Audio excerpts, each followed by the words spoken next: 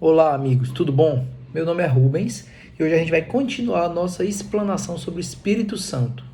Nós já vimos sobre o Espírito Santo no Antigo Testamento, no Novo Testamento, em Jesus, em São Paulo, nos escritos de São João, nos padres da igreja. E hoje a gente vai contemplar o Espírito Santo à luz de Santo Agostinho e Santo Tomás de Aquino. A gente vai começar por Santo Agostinho, que foi um dos teólogos latinos da Antiguidade Cristã mais importantes no que diz respeito ao Espírito Santo, especialmente por conta da sua obra De Trinitate. Essa obra, ela demorou 20 anos para ser escrita e ela foi terminada poucos anos antes da morte de Santo Agostinho. Então é uma obra, digamos, bem madura. Ela é composta por 15 livros. De Trinitate é composta por 15 livros. Nos primeiros 4 livros é abordada a nossa fé. Então, Santo Agostinho vai falar sobre o conteúdo das Sagradas Escrituras no que diz respeito ao Espírito Santo, focando especialmente na unidade e na igualdade entre as 3 pessoas. Do 5º ao 7º livros, são abordados os aspectos internos da vida trinitária. Então, é um aprofundamento especulativo. Depois que ele faz toda a análise daquilo que tem nas Sagradas Escrituras, aí ele vai fazer aquela especulação teológica. Então ele vai abordar os aspectos internos da vida trinitária. Do 8 ao 14, do livro 8 ao livro 14, ele vai abordar a experiência de fé, a parte mística, digamos assim. E no 15º livro, ele vai fazer um resumo da obra. Então, sugestão, quem vai ler esse livro, comece pelo 15º livro, pelo último. Então você vai ver um resumo da obra, ele vai falar ali também sobre a processão do Espírito Santo, de onde o Espírito procede, e depois ele vai concluir a obra. Então, sugestão, você começa pelo 15º livro e depois você lê os outros 14, quem tiver interesse em ler esse livro. Então vamos lá. Ele vai falar sobre a relação. O Santo Agostinho, ele foca muito na relação entre o Pai, o Filho e o Espírito Santo na vida trinitária.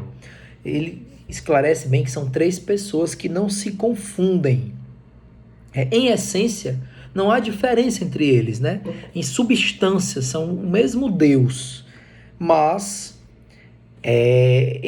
as relações entre eles identificam as diferenças.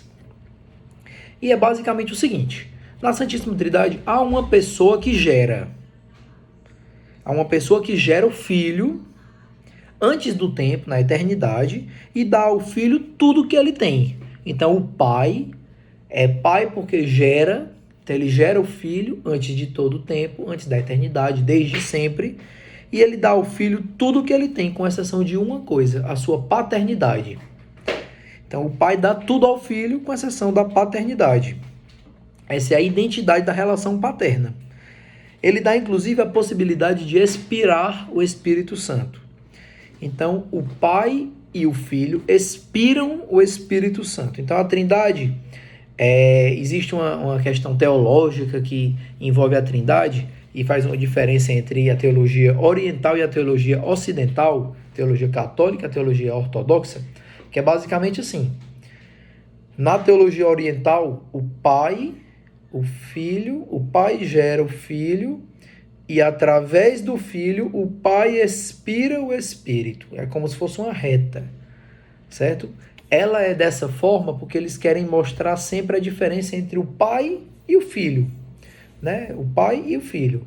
Já na teologia ocidental, que é a teologia católica, é dessa forma, é como se fosse um triângulo. O Pai gera o Filho. Então, daqui para cá existe uma geração, entenda como se fosse uma seta apontando para cá. E o Pai, junto com o Filho, expiram o Espírito Santo. Aí um oriental poderia perguntar, mas qual é a diferença do Pai para o Filho? Se os dois expiram o Espírito Santo? É porque o Pai eterno gera o Filho. E o Espírito Santo é expirado pelos dois. Expirado vem do sopro, Ele é expirado. Então, é por isso que o Espírito Santo é o dom do Pai e do Filho. Sendo assim, o dom, o reflexo da doação, o Espírito Santo é o amor da Trindade. Agora é importante a gente observar uma coisa. Na humanidade, por exemplo, uma pessoa, ela pode ser pai ou não ser pai, mas ela não vai deixar de ser pessoa por isso, né? Uma mulher, ela pode ser mãe biológica ou pode não ser mãe biológica, e ela não vai deixar de ser uma mulher por isso. Mas na Trindade, nada é acidente. Então eu diria que na humanidade, o fato de ser pai ou não ser pai, ou ter cabelo ou ser careca, por exemplo, ou ter duas orelhas, só ter uma, a orelha ter sido cortada, ou ter sido cortado um braço, isso é um acidente. Isso não faz parte da essência. Você não deixa de ser uma pessoa se cortarem seu braço, né? Mas em Deus, na Trindade, nada é acidente. Tudo é imutável. Nada é mutável. Não é uma coisa que mude na Trindade. Então, as relações entre a Trindade, entre as pessoas da Trindade, elas são essência. Então, por exemplo, o pai. Não houve um tempo em que o pai não era pai. Sempre o pai foi pai. Porque quando eu digo que o pai gera o filho, aí você pode pensar, então houve um tempo que não existiu o filho, que o pai gerou o filho depois de algum momento. Mas não é assim. O pai sempre foi pai, porque desde sempre ele gera o filho. O filho desde sempre existe, porque ele desde sempre é gerado pelo pai, antes do tempo, na eternidade. E o Espírito sempre é Espírito, porque ele sempre foi expirado pelo pai e pelo filho. Não há na Trindade, portanto, passado, não há futuro, não há o momento anterior, o momento seguinte. Sempre é hoje. Então posso dizer que antes do tempo, na eternidade, desde sempre, o Filho é gerado pelo Pai. E junto com o Pai, o Filho expira o Espírito Santo. Santo Agostinho ele usa mais o termo relação do que o termo pessoa. Não que o termo pessoa naquela época ainda não existisse, o termo pessoa é anterior, é de Tertuliano, né, quando começa a falar das três pessoas. Mas é porque Santo Agostinho ele fica um pouco constrangido em falar das pessoas divinas, porque é um termo que se aplica ao homem, então ele prefere o termo relação, porque pessoa é relação, né? Isso é uma coisa que a gente precisa entender, pessoa é relação, né? A vida humana ela é um reflexo da vida trinitária, então a gente é relação. E em toda a criação existem os vestígios do Deus Trindade, do Deus Trinitário. A gente tem na nossa formação, as nossas faculdades, a inteligência, a vontade e a memória. E essas faculdades elas são reflexo, elas são vestígio, como a digital do Pai, do Filho e do Espírito Santo. Inteligência, vontade e memória, reflexo do Pai, do Filho e do Espírito Santo. E aí a gente tem os nomes dos três, né? Isso aqui Santo Agostinho lá na obra dele, De Trinitate, né? É o Pai, é o princípio, é o ingênito. Ingênito é que não foi gerado por ninguém, né? É o início de tudo. O Filho é o verbo, é a imagem do Pai, é gerado em modo de inteligência. O Pai pensou sobre si e inteligiu o Filho, né? Ele foi gerado pelo Pai. E o Espírito é o dom, é o amor, é a comunhão dos três. E sobre essa questão aqui da relação entre as três pessoas da Trindade, já houve muitas heresias. Por exemplo, o arianismo, que foi uma heresia muito conhecida na história da igreja, que se dizia que houve um tempo que o Filho não existia.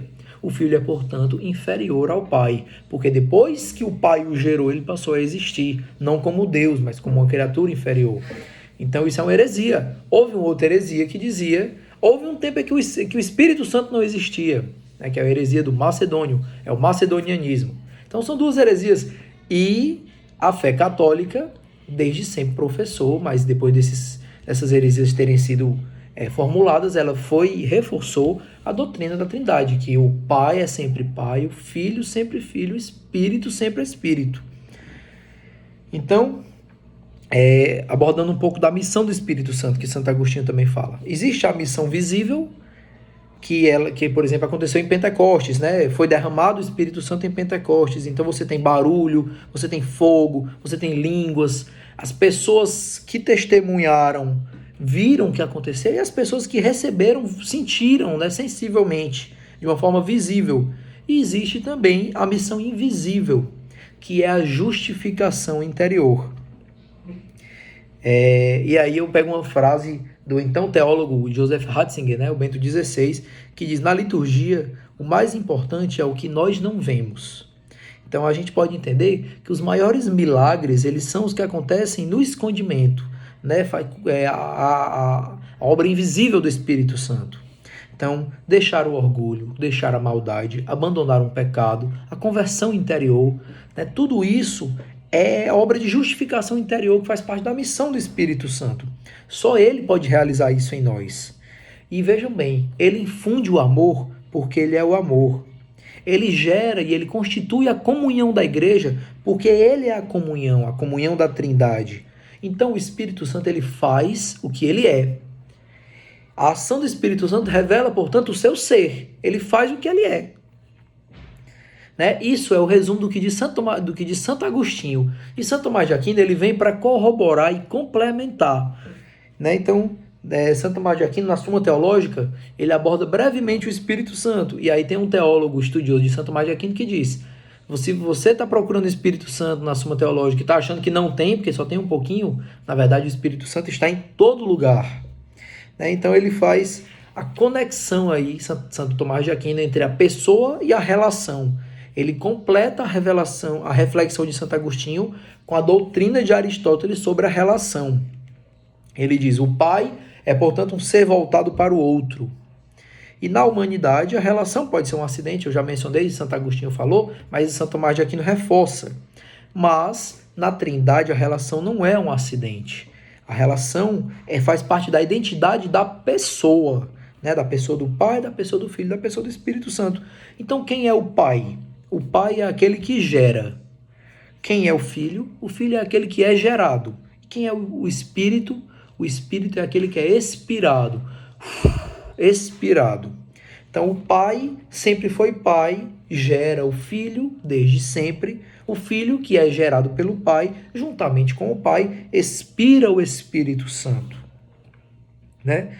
Quando Deus envia o Filho e o Espírito, eles vão agir no tempo, e eles vão ser no tempo o que eles são na eternidade. Então, o Filho, que é aquele que é gerado, né, e vai transmitir o amor, vai ensinar, ele vai fazer o que ele é na eternidade. O Espírito Santo, da mesma forma, ele é eterno.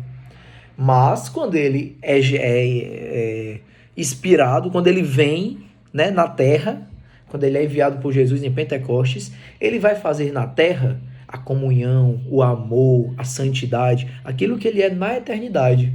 E essa é, digamos assim, a dinâmica da vida trinitária, segundo Santo Tomás de Aquino e Santo Agostinho. Tá certo? Muito obrigado por você estar participando desse curso. Fique conosco até o final. Louvado seja nosso Senhor Jesus Cristo.